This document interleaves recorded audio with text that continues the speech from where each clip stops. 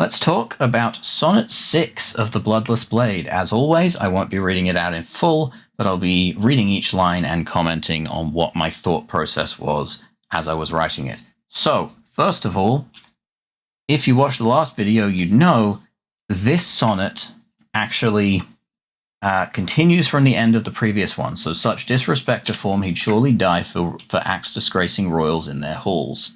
So, this guy is so mad. The petitioner who's petitioning the prince is so mad that he is able to break the poetic form here, fall off the end of one, land straight onto the top of the next one. That's something I've really decided I'll be doing, is like I play with the form when people feel strong emotions. So something I said previously is that when you have lines of dialogue that stretch across multiple lines, so it's a single sentence stretching across multiple lines, that's because someone's feeling a strong emotion. But then other particular things, when it's really, really powerful and they're really desperate, then like they can break form by spilling over the end, or in the previous sonnet, by having an A rhyme scheme in the first quatrain instead of A-B, because he's really confident here. Anyway, let's get back to this one. No, I will not be your casus belli. So casus belli is a Latin term that basically means your justification for going to war. So I will not be your justification for going to war. And I'm using an exclamation mark here. I rarely use ending punctuation. So even when people are very desperate, I'm not using full stops. I'm not using semicolons. Yes, I'm using commas for timing and that, but that's really all I'm using. So when you see an exclamation mark, it is very important that this is something that is being said with significant desperation or determination. So no, I will not be your excuse for starting a war. He cried, ignoring guards who rushed with calls for him to drop back down upon a knee. So he's still been kneeling this entire time, from Sonnet 1 all the way up to here in Sonnet 6.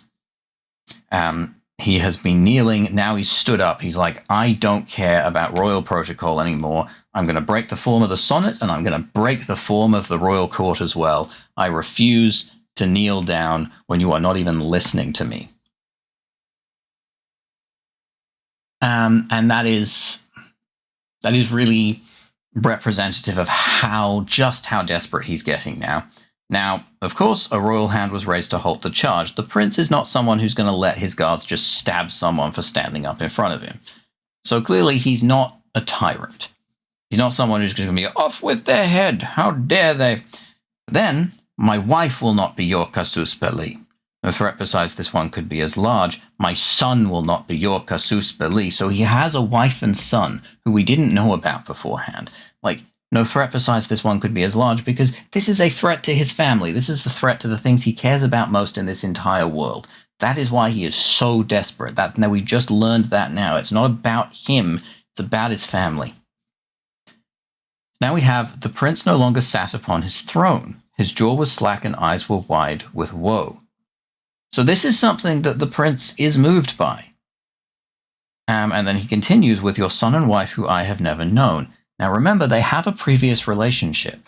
We learned that in Sonnet 1, that the prince and the petitioner have a previous relationship, and the prince is shocked. He is shocked that the petitioner has a son and wife. He never knew about them.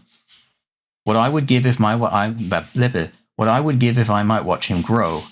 I wonder now what you must think of me, and more so now I must reject your plea.